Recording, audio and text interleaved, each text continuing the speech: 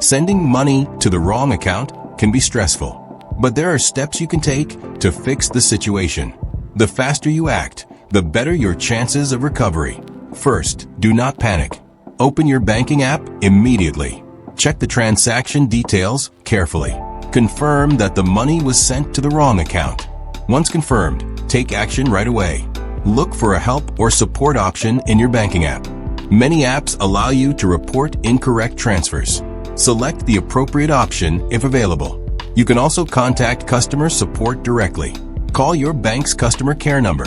Explain the situation clearly to the representative.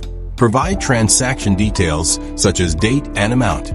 The bank will check if the transaction can be reversed.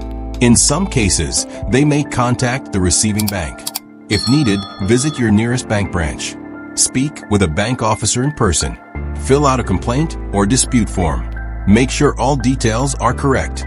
Submit the form to start the process. The bank will begin investigating the issue. Recovery depends on whether the recipient agrees to return the money. Some transfers cannot be reversed instantly. You may need to wait for updates. Keep checking your messages or email.